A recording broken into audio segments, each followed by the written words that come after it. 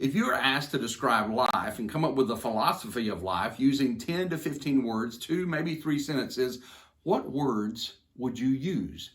What would your sentences say?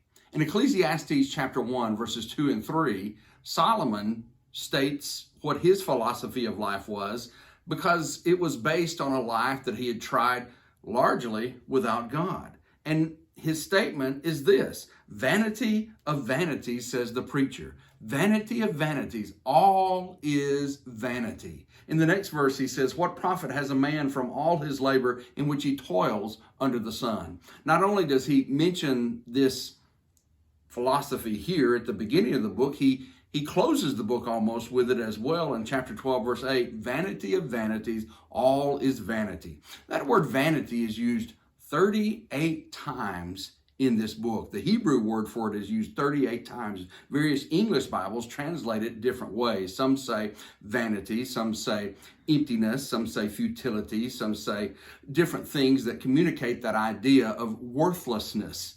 And the Hebrew word that's used here would be pronounced in our English, hevel. And hevel, when something is gone very quickly, leaves nothing behind and has no satisfaction, that's hevel. Someone has described it as, like when you see children blowing bubbles with a little plastic wand and then the bubble pops, what's left behind is hevel. And Solomon says this is what life is like. And you have to understand that he's saying this based on the fact that he has tried to live his life without God.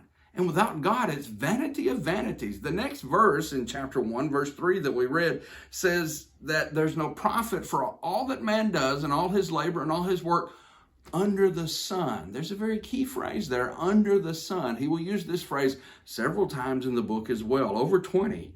And you have to understand, life that only looks at life under the sun will come up with meaninglessness and futility. You see, we must look at life and we must have a philosophy of life that's more than just what's under the sun. What's above the sun? What's beyond the sun?